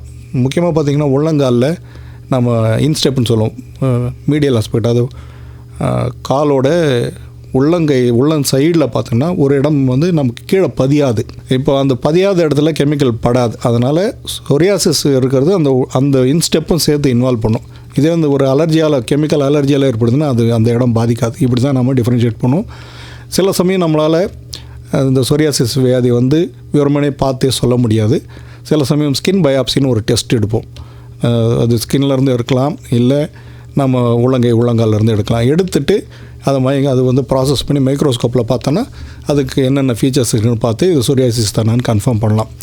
ஸோ மேடம் வந்து 2-3 கேள்வி கேட்டாங்க. ஒன்று, இந்த மாதிரி உள்ளங்கையில் இருக்கிற சொரியாசிஸ்க்கு என்ன வைத்தியம் இருக்குது லேட்டஸ்ட்டாக? சொரியாசிஸ் பொறுத்த வரைக்கும் பார்த்திங்கன்னா நம்ம எப்படி ட்ரீட்மெண்ட்டை ஆரம்பிப்போம் அப்படின்னு பார்த்திங்கன்னா, உடம்புல எத்தனை சதவீதம் இன்வால்மெண்ட் இருக்குது, கம்மியாக இருக்குது, 10% கீழே தான் இருக்குது அப்படின்னு பார்த்தோன்னா நம்ம வெறும் ஆயின்மெண்ட்ஸு, க்ரீம்ஸு, மாய்ஸ்சரைசர், சிம்டம்ஸ் அரிப்பு இருந்ததுன்னா அரிப்புக்கான மாத்திரைகள் இது மட்டும் தான் கொடுப்போம்.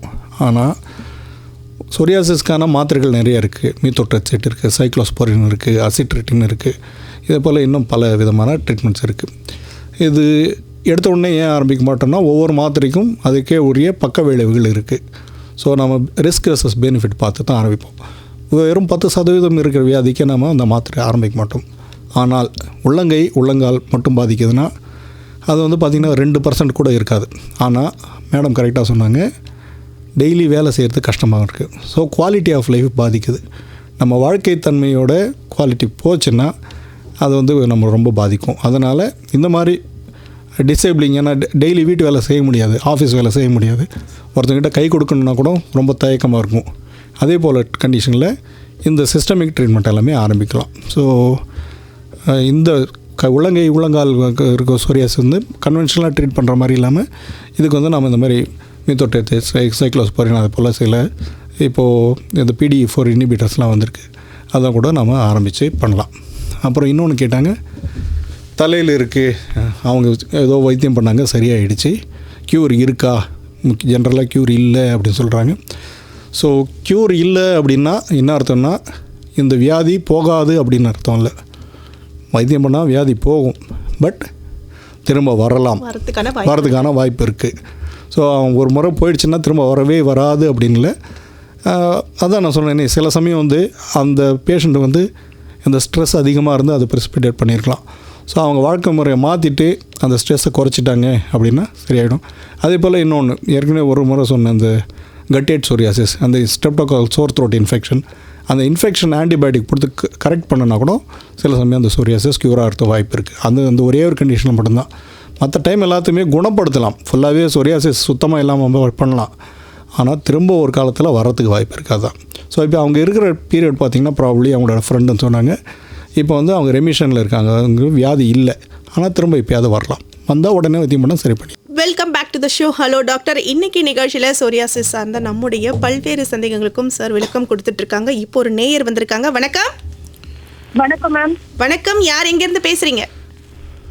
நான் திவ்யா மேம், பாகூர்ல இருந்து கால் பண்றேன். ஓகே, உங்களோட டவுட் என்னமா நீங்க சார் கிட்ட கேட்கலாம். வணக்கம் திவ்யா. வணக்கம்மா. வணக்கம் சார். சார், என்னோட அப்பாவுக்கு பாத்தீங்கன்னா குளிர் சீசன்ல இல்லைன்னா மழை டைம்ல வெளியில போகும்போது ஸ்கின் வந்து இச்சிங் ஆகுது. ஃபர்ஸ்ட் அடிச்சு ஸ்கின் ஃபுல்லும் தடிப்பா ஆகுது. ஓகே. அதுக்கப்புறம் அந்த கிளைமேட் சேஞ்ச் ஆனதுக்கு அப்புறம் சரியாயிடுது. பட் அந்த ஸ்கின் கண்டிஷனுக்கு அந்த சிச்சுவேஷன் தான் அவாய்ட் பண்றோமே தவிர அதுக்கு எந்த மாதிரியான ட்ரீட்மெண்ட் எடுக்கணும் இல்லைன்னா எந்த மாதிரி டெஸ்ட் எடுக்கணும்னு ஐடியா இல்லை சார். ரெக்கமெண்ட் பண்ணுவீங்களா? ஓகே, இது வந்து அந்த கோல்டு வெதரில் மட்டும்தான் வருது இல்லையா? ஆமாம் சார், எக்ஸாக்டாக கோல்ட் வெதர், அப்புறம் ரெயின் வாட்டர். ஸோ அப்புறம் அதே போல் அவர் ஏதாவது கூல் ட்ரிங்க் குடிச்சா அது மாதிரி ஏதாவது உதடுவீங்கிறது அது மாதிரி இருக்கா? இல்ல கிடையாது சார். ஆக்சுவலா வந்து அவங்களுக்கு அந்த மாதிரி ஸ்கின் கண்டிஷன்லாம் எதுவும் கிடையாது. ரீசெண்டா ஒரு 55 இயர்ஸ்க்கு அப்புறம் தான் இந்த ப்ராப்ளம் ஸ்டார்ட் ஆச்சு. ஓகே. அது ரொம்ப குளிர் காலத்துல மட்டும்தான் இருக்கும். ஓகே. ஸோ நீங்கள் சொல்கிறது 2 கண்டிஷனில் ஏதாவது ஒன்று இருக்கலாமா? பட் டெய்லி குளிக்கிறார் இல்லையா, குளிக்கிறப்ப இது மாதிரி ஏதாவது வருதுங்களா? இல்லை சார், கிடையாது. இல்லை. ஸோ அப்படின்னா அக்வாஜெனிக் அர்டிகேரியான்னு ஒன்று இருக்குது. அதாவது அர்டிகேரியானா ஒரு அலர்ஜி சம்மந்தப்பட்ட வியாதி. தண்ணீர் பட்டதுன்னா சில பேருக்கு அலர்ஜி வரலாம், இது வந்து அது மாதிரி தெரியல. பட் ஆனால் கோல்டு அர்டிகேரியான்னு கண்டிஷன் இருக்குது. இந்த வெதர் வந்து ஜில்லுன்னு இருக்கிறப்போ அந்த ஜில்லுன்ற அந்த தண்ணி படுறப்போ இவங்களுக்கு அந்த மாதிரி வரதுக்கு சான்ஸ் இருக்குது. இதுக்கு நீங்கள் சொன்ன மாதிரி அவாய்டன்ஸ் மட்டும்தான் இருக்குது, அது வராமல் பார்க்குறதுக்கு முடியாது. ஆனால் இது வருதுன்னு நமக்கு முன்னாடியே தெரியும். மழை பெய்யறது வந்து நம்ம கண்ட்ரோலில் இல்லை இல்லையா? அப்போ ஆனால் வந்து மழையில் நனைஞ்சிட்டுன்னா நமக்கு இந்த அலர்ஜி வரும்னு நமக்கு தெரியும். அதனால் எப்பயுமே இந்த மாதிரி அலர்ஜி இருக்கிறவங்க தெரிஞ்சவங்க நம்ம இந்த ஆன்டிஹிஸ்டமின் சொல்லுவோம், இந்த செட்ரிசின் போல் மாத்திரைகளை நம்ம வச்சுக்கலாம். அப்பாவுக்கு வந்து இந்த மாதிரி மழையில் நனைஞ்சா உதடு வீக்கம் அது மாதிரி எதாவது வருமாமா? இல்லை சார், கிடையாது. ஸ்கின்ல அந்த எங்கே நனையுதோ அந்த இடம் மட்டும்தான். வந்ததுன்னா எவ்வளோ நேரம் இருக்கும், எவ்வளோ நேரத்தில் போகும்? 2 to 3 hours இருக்கும் சார். 2 to 3 hours. அந்த டைம் இச்சிங் இருக்குமா? 2 to 3 hours ஃபுல் இச்சிங் இருக்கும். ஃபுல் இச்சிங் இருக்கும், அதுதான். ஸோ இப்போ மழையில் நனைஞ்சிட்டான்னு தெரிஞ்சிச்சுன்னா உடனே இந்த செட்டசின் மாத்திரை ஒரு 10 மில்லிகிராம் எடுத்து போட்டுட்டோம்னா அந்த சிம்டம்ஸு இந்த தடிச்சு போகிறதும் உங்களுக்கு குறைஞ்சிடும். ஸோ ஆனால் இதை வராமல் தடுக்கிறதுக்கு வாய்ப்பு இல்லை. ஏன்னா இது ஃபிசிக்கல் அர்டிகேரியான்னு பேர். அர்டிகேரியா பல வகைப்படும். சில சமயம் பார்த்திங்கன்னா சில காரணத்தை கண்டுபிடிக்கலாம். சில கிருமியால் இருக்கலாம், வயிற்றில் இருக்க நாக்குப்பூச்சியால் இருக்கலாம். ஸோ அதெல்லாம் நம்ம வைத்தியம் பண்ணோன்னா அது திரும்ப வராது. ஃபிசிக்கல் அர்டிகேரியான்றது இப்போது சில சமயம் நம்ம பஸ்ஸில் போகிறப்போ அந்த கம்பி பிடிச்சிட்டு போவோம், கீழே இறங்கின பிறகு பார்த்தா அந்த இடம் தடிச்சிருக்கும், அது ப்ரெஷர் அர்டிகேரியான்னு பேர். ஸோ சில பேர் விளையாடுவாங்க, விளையாடிட்டு அந்த வேர்க்கும், அது பேர் கோலினர்ஜிக் அர்டிகேரியான்னு சொல்லுவோம். இது போல் அலர்ஜிகள் இருக்குது. அது வந்து நமக்கு அதுக்கு க்யூர் கிடையாது. நம்ம வராமல் நமக்கு தெரியும் எதனால் வருதுன்னு அதை ப்ரிவென்ட் பண்ணுறது தான் நல்லது. Okay sir, thank you sir. Thank you Divya. Thank you. Okay, from Rainbow 102.8ல ஹலோ டாக்டர் நிகழ்ச்சியில் இன்னைக்கு சோரியாசிஸ் சார்ந்த பல்வேறு சந்தேகங்களுக்கும் சார் விளக்கம் கொடுத்துட்டு இருக்காங்க. இப்போ ஒரு நேயர். வணக்கம். ஹலோ, வணக்கம். வணக்கம், யார் எங்கேருந்து பேசுறீங்க சார்? என் பேர் வந்து ஐயனார், நான் ஆரோவில இருந்து பேசுறேன். ஓகே, உங்களோட டவுட் என்ன நீங்க சார் கிட்ட கேளுங்க. வணக்கம் ஐயனார், சொல்லுங்க சார். வணக்கம் சார். சார், நான் ஒரு ஆயில் மசாஜர். ஓகே. இப்ப நிறைய பேருக்கு நான் ஆயில் மசாஜ் பண்ணும்போது அந்த ஆயில் வந்து நகத்துல ஏறி அந்த சொரியாசிஸ் வரதுக்கு வாய்ப்புகள் அதிகமா இருக்கா? அதாவது எங்கேருந்து சொரியாசிஸ் வரும் சார்? ஆயில் ஏறதால சொரியாசிஸ் வருமானு கேட்குறீங்களா? ஆமாம் சார். ஒரு உடம்புல போயிட்டு ஒருத்தவங்களுக்கு மசாஜ் பண்ணும்போது அவங்க கிட்ட இருக்கிற அவங்களுக்கு சொரியாசிஸ் இருக்கா? அவங்களுக்கு இல்லை சார். அவங்களுக்கு இல்லை. ஓகே, அப்படியே அவங்களுக்கே சொரியாசிஸ் இருந்தாலும் அவங்க செதில் உங்கள் ஸ்கின்னில் வந்தால் கூட சொரியாசிஸ் வராது. இது ஒரு தொத்து வியாதி கிடையாது. அதனால் நீங்கள் வெறும் ஆயில் மசாஜ் பண்ணுறப்போ ஆயில் மசாஜ் பண்ணுறப்போ இது வராது. ஆனால் நீங்கள் கேட்குற ஒரு பாயிண்ட் எதை வச்சு இருக்கலாம்னு பார்த்தீங்கன்னா, சொரியாசிஸில் நெயில் இன்வால்மெண்ட் நகை இன்வால்வ் ஆகிருக்கலாம்னு நான் சொல்லியிருக்கேன் இல்லையா? அதில் ஆயில் ட்ராப் சைனுன்னு ஒரு சைன் இருக்குது. அதாவது நகத்துக்கு கீழே சொரியாசிஸ் உருவாகிறப்போ நகத்துக்கு கீழே எண்ணெய் போன மாதிரி ஒரு தோற்றம் இருக்கும். அது பேர் தான் ஆயில் ட்ராப் சைன். ஆனால் எண்ணெய் வச்சு நம்ம மசாஜ் பண்ணுறதால நமக்கு நகத்துலேயோ இல்லை உடம்புலையோ எங்கேயுமே சொரியாசிஸ் வராது. ஈவன் நீங்கள் அந்த மசாஜ் ஒரு சொரியாசிஸ் இருக்க ஒருத்தருக்கு பண்ணால் கூட உங்களுக்கு சொரியாசிஸ் தொற்றாது. ஸோ முக்கியமாக இந்த நிகழ்ச்சி வழியாக நான் தெரிவிச்சிக்க வேண்டியது என்னென்னா, சொரியாசிஸ் ஒரு தொற்று வியாதி கிடையாது. அதனால் அவங்க கூட நார்மலாக பழகலாம். அதுபோல் எண்ணெய் யூஸ் பண்ணுறதாலேயும் அது வராது. சரிங்களா? நன்றி ஐயனார். சார், இந்த சொரியாசிஸ் பிரச்சனை அப்படின்றது எந்த ஒரு குறிப்பிட்ட வயதினரை பாதிக்குது அப்படின்றது சொல்லுங்கள் சார். நிச்சயமாக சொரியாசிஸ்க்கு பார்த்திங்கன்னா வயது கிடையாது. சிறு குழந்தைகளிலிருந்து பெரியவங்க வரைக்கும் பாதிக்கலாம்.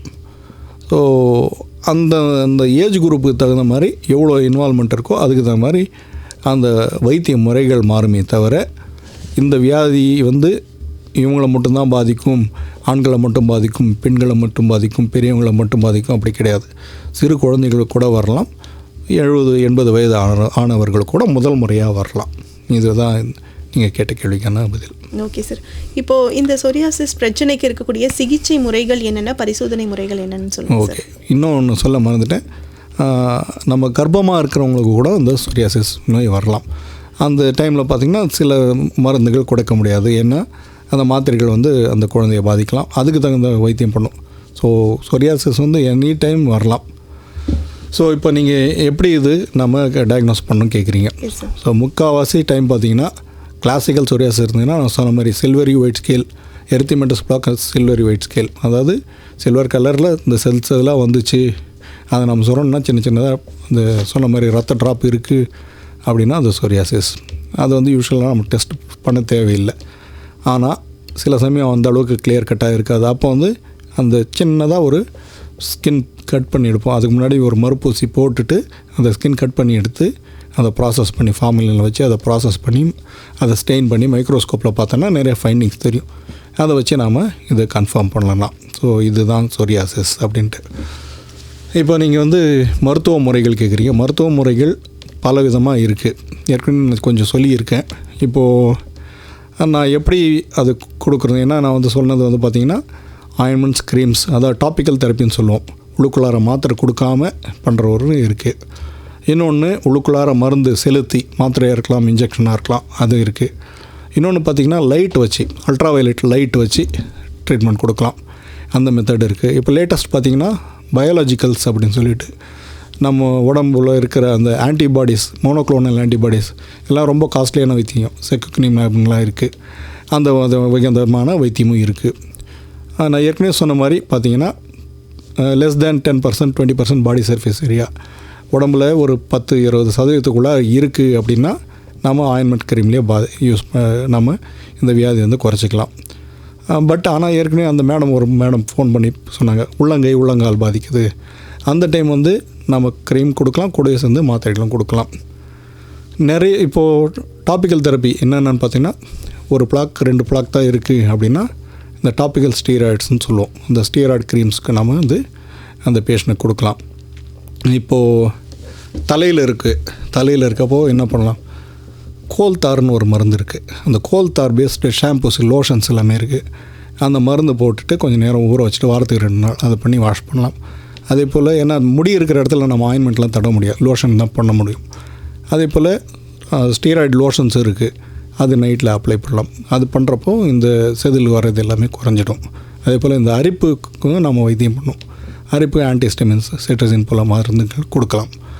அப்புறம் பார்த்திங்கன்னா கால்சிபோட்ரையால்னு சொல்லுவோம், விட்டமின் டி டெரிவேட்டிவ், விட்டமின் டியிலேருந்து உருவாக்கப்படுற அந்த ஒரு க்ரீம், அதை நம்ம அப்ளை பண்ணலாம். ஸோ இன்னும் நிறைய மருந்துகள் இருக்குது.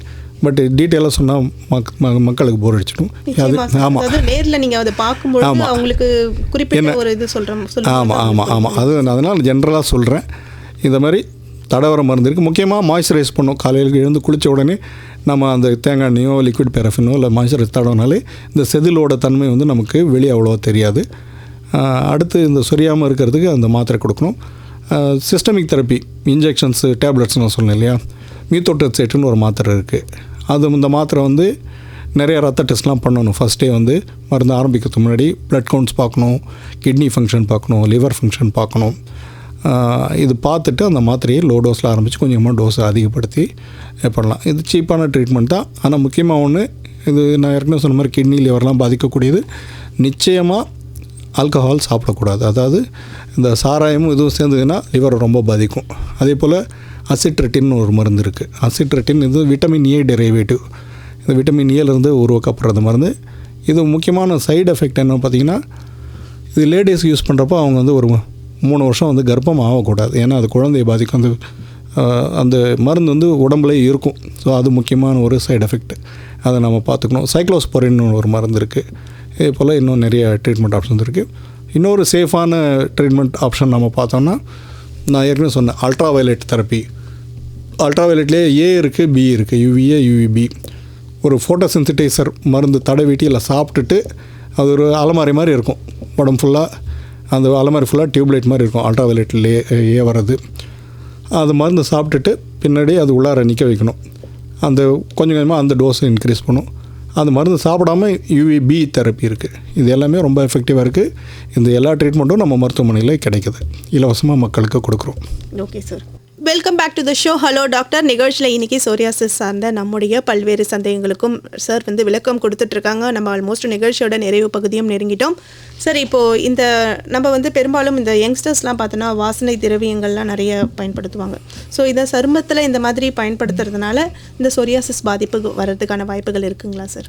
இல்லை, அதாவது இந்த வாசனை திரவியம் பயன்படுத்துறதாலேயோ அந்த எண்ணெயாலேயோ அதுமே சொரியாசிஸ் வராது. ஆனால் இது எல்லாமே கெமிக்கல்ஸ் தான் இல்லையா? ஸோ அந்த கெமிக்கல்ஸ் அவங்க உடம்பு ஒத்துக்காமல் அந்த எங்கே அந்த ஸ்ப்ரே அடிக்கிறாங்களோ அந்த இடத்துல அலர்ஜி வர்றதுக்கு வாய்ப்பு இருக்குது. அந்த அலர்ஜி வரப்போ அந்த இடத்துல அவங்களுக்கு அரிப்பு இருக்கலாம், சில சின்ன சின்ன தண்ணி கொப்பளம் மாதிரி போடலாம். ஸோ அந்த மாதிரி இருந்தது அப்படின்னா அதை அவாய்ட் பண்ணுறது பெட்டர். ஆனால் இதனால் சொரியாசிஸ் எதுவும் வராது, பாதிப்பு வராது. Okay sir. கேஃபம் ரெயின்போ 102.8 ஹலோ டாக்டர் நிகழ்ச்சியில் இன்னைக்கு புதுச்சேரி இந்திரா காந்தி அரசு மருத்துவக் கல்லூரி மற்றும் ஆராய்ச்சி நிறுவனத்தின் தோல் மருத்துவம் துறையின் தலைவர் பேராசிரியர் டாக்டர் சி உதயசங்கர் அவர்கள் இன்னைக்கு நிகழ்ச்சியில் இணைஞ்சிருக்காங்க. சொரியாசிஸ் சார்ந்த நம்முடைய பல்வேறு சந்தேகங்களுக்கும் சார் விளக்கம் கொடுத்துட்ருக்காங்க. சார், நம்ம நிகழ்ச்சியோட நிறைவு பகுதியை நெருங்கிட்டோம். ஸோ நிகழ்ச்சி நிறைவாக இந்த சொரியாசிஸ் சார்ந்த எப்படிலாம் வந்து விழிப்புணர்வு வேணும், ஸோ எப்படிலாம் பயப்படுறாங்க, ஸோ மக்களுக்கு என்ன சொல்லணும் அப்படின்னு நினைக்கிறீங்க சார்? நிச்சயமாக. அதாவது இந்த சொரியாசிஸ் வியாதி பார்த்திங்கன்னா இது வந்து one of the commonest skin disease. அதாவது இப்போது இந்தியா பார்த்திங்கன்னா டயபெட்டிக் கேபிட்டல் சொல்கிறோம். ஒரு எப்படி 1 to 2% ஆஃப் பீப்புளுக்கு இருக்கோ டயபெட்டிஸ், அதே போல் சொரியாசிஸும் 100ல் நம்ம பார்க்குற டெய்லி பார்க்குற 100 பேரில் ஒருத்தவங்க 2 பேருக்கு இருக்கும். அவ்வளோ காமனான ஒரு வியாதி. இது ரேர்லாம் கிடையாது. அதேமாதிரி நான் சொல்ல விரும்புகிறது ஏற்கனவே நான் சொல்லியிருக்கேன், இது ஒரு தொற்று வியாதி கிடையாது. நிறைய பேர் பார்த்திங்கன்னா இது தொற்று வியாதி நினச்சிட்டு அவங்க குடும்பத்தில் பிரிவுலாம் கூட நடந்திருக்கு. அவங்க ஒரு குழந்தை இருக்குது, அவங்க தாத்தா பாட்டிக்கு சொரியாசிஸ் இருக்குன்னா அந்த குழந்தைய தூக்க விட மாட்டாங்க. அது வந்து ஒரு தவறான செயல். குடும்ப ரீதியாக அது வரலாம், அவங்க ஜீன்ஸ் வழியாக வரலாம், ஆனால் அது தொற்றால் வராது. ஸோ சொரியாசிஸ்ன்றது ஒரு நாட்பட்ட வியாதி. அதுக்கு க்யூர் கிடையாது அப்படின்னா கூட, ஆனால் இந்த வியாதியை சுத்தமாக போக வைக்கலாம். திரும்ப வர்ற டைமில் நம்ம வைத்தியம் பண்ணிக்கலாம். இது ஒரு முக்கியமானது. ஸோ குடும்பத்தினரும் நண்பர்களும் அவங்களுக்கு அவங்களோட ஆதரவை கொடுக்கணும். அதே போல் நம்ம என்னென்ன சாப்பிடக்கூடாதுன்னு பார்த்தோம். இந்த ஸ்கின் இந்த செதிலாக வர்றப்போ நான் ப்ரோட்டீன் சொன்னேன், கேரட்டின், இந்த ப்ரோட்டீன் லாஸ் ஆகிறதால நம்ம ப்ரோட்டீன் அதிகமாக எடுத்துக்கணும், புரத சத்து அதிகமாக எடுத்துக்கணும். அதே போல் அந்த இரும்பு சத்து இருக்கிறதும் அதிகமாக எடுத்துக்கணும். அப்புறம் பார்த்திங்கன்னா ஏற்கனவே நான் சொன்னேன், இது கூட சேர்ந்து மற்ற டிசீசஸும் இருக்கலாம். அதாவது சுகர், பிபி இருக்கலாம். ஸோ அதுக்காக நம்ம இருக்கா இல்லையான்னு பார்த்துட்டு அதுக்கான வைத்தியம் பண்ணிக்கலாம். அதே போல் லைஃப் ஸ்டைல் மாடிஃபிகேஷன் சொல்லியிருந்தோம், அதையும் நம்ம ஃபாலோ பண்ணோம். அதே போல் நான் இன்னொன்று சொன்னேன், மன ரீதியாக அவங்க பாதிப்பில் இருக்கக்கூடும். அதனால் அந்த ஃபேக்டரி நம்ம பார்த்துட்டு அதையும் நம்ம பார்த்துக்கணும். ஸோ இது ஒரு தொற்று வியாதி கிடையாது, இதனால் பயப்பட தேவையில்லை. பஸ்ஸில் நம்ம பக்கத்தில் ஒருத்தவங்க உட்காந்துருக்காங்க அப்படின்னா நாம் ஒதுங்கி போக வேண்டிய அவசியம் எதுவும் கிடையாது. அவங்கள நம்ம சப்போர்ட் பண்ணணும். இதுதான் இதுக்கான நல்ல அருமையான வைத்தியங்கள் மருத்துவ முறைகள் இருக்கின்றன. நமக்கு என்ன டைப் இருக்கோ அதுக்கு தகுந்த மருத்துவ முறைகள் நமது மருத்துவக் கல்லூரியிலே உள்ளது. சரியான நேரத்தில் மருத்துவமனையை அணுகுனா கண்டிப்பாக அது வந்து நிச்சயமாக. ஸோ நிகழ்ச்சியில் பங்கேற்று நிறைய சந்தேகங்களுக்கு விளக்கம் கொடுத்தீங்க சார். ரொம்ப நன்றி சார். நன்றி மேடம். தேங்க்யூ.